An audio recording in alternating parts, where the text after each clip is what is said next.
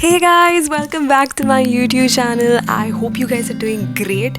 If you're new to this channel, then hi! This is the Storyteller and welcome to my channel. Here we review movies in a very different format. So do stick around, and if this is something that you really like, then don't forget to hit the subscribe button because I do put out reviews every week. So last week I asked you guys to suggest in the comment box a movie that I should review next, and one of you was really nice to suggest this movie, so this one's for you. Today we are going to review the very famous and very much talked about movie Sarpatta Parambarai. With an amazing set of cast, but primarily having Arya, Pasupathy and John Vijay in the lead roles. This movie is directed by Pa Ranjith, who is also known for his previous films like Kabali and Kala, and making this his next venture. This movie can be viewed on Amazon Prime, and in this review we are going to figure out if it's just another sports movie or not, and if it's even worth watching. Okay, so starting off with the story. This movie is set in the 70s and 80s, narrating a story from North Chennai. We see that area appreciates boxing to a large extent. Although the Britishers had passed down this sport to one clan, over the years the clan got separated into multiple, and we get to see the rivalry between these two clans to be the best clan at boxing. This is a story of a boy, Kabila, who is also from the Sarpatta clan. We get to know that his father is also a brilliant boxer, but he ends up going in the wrong way and gets himself killed. This of course brings a lot of rage to his mother and forbids Kabilan to ever touch boxing gloves.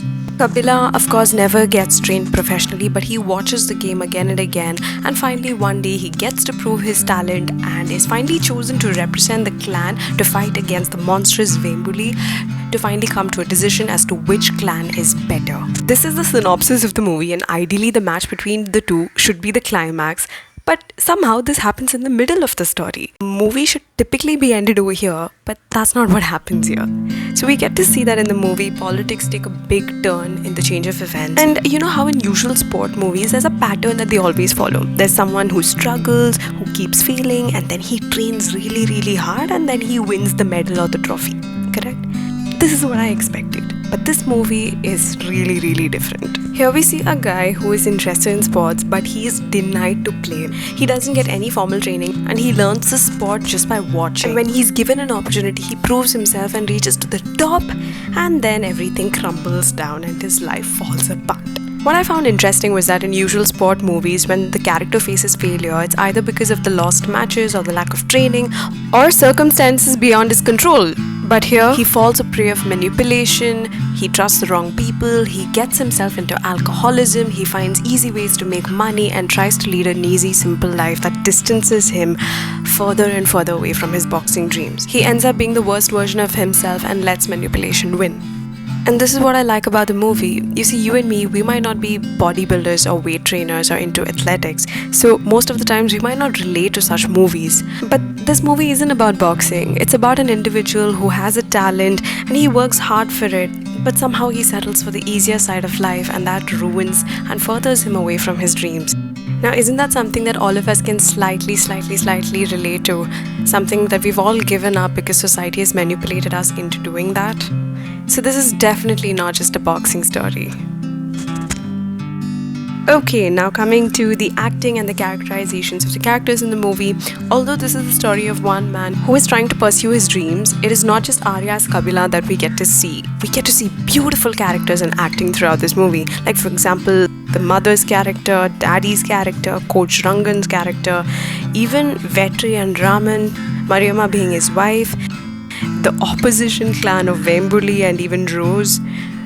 Everyone does a spectacular performance, and I can't express this enough because they're not just supporting characters, they have a purpose, they have detailing, and they're so authentic. Like for example, Dancing Rose, he is entertaining, he is a great villain in this movie, but he also has his principles that makes him different. That goes for every character in this movie. Along with everyone, we have to mention Arya's honest performance as Kabila, the lead of this movie.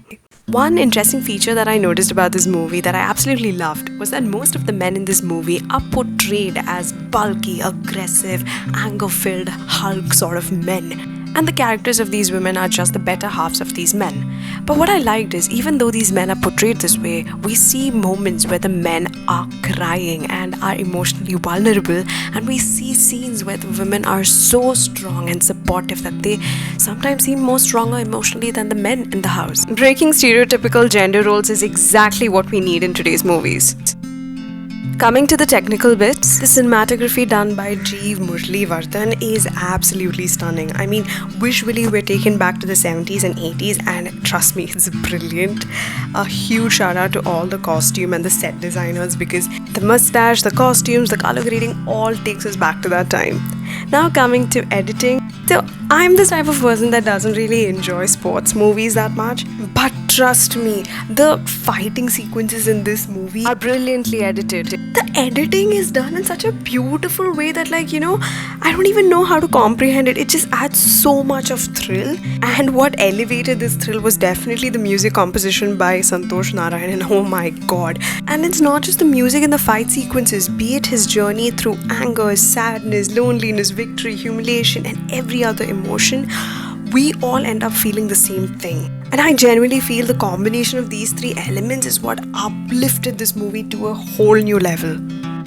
Okay, so that being said, I have to let you guys know that this is a 2 hour 53 minutes movie. But I also feel that's where the direction of Pa Ranjith has come into beautiful use. It doesn't really feel that long, and during these almost 3 hours, he speaks and throws light on so many topics. Though this is the story of one man's journey, trust me, there are so many characters that teach us so much and who we ourselves can relate to so much in this movie. Like I said before, not all of us are athletes and sporty people to understand and relate to this movie, but it's the characterization and the effortless storytelling of Pa Ranjith that actually helps us relate and love this movie so much. Yes, this is a story about clans fighting to be the best. Yes, this is a story about sports, but is it just a boxing and a sporty movie? No, it is much more than that. It is so much more than that. Just by simply watching this movie, you will be able to understand the tons and tons of efforts put behind this. And honestly, for all of this together, I will give this movie 4 stars out of 5, because I haven't seen a movie this great recently, and I definitely recommend each and every one of you to watch it. So thank you so much for recommending this movie to me. I really love this suggestion. And all you guys, if you guys have any suggestions or recommendations of movies that you'd love me to watch and review, then don't forget to comment below. It might probably be my video for next week. That being said, thank you so much once again, guys. I love you all. Take care with lots of love. It's your Storyteller. Bye.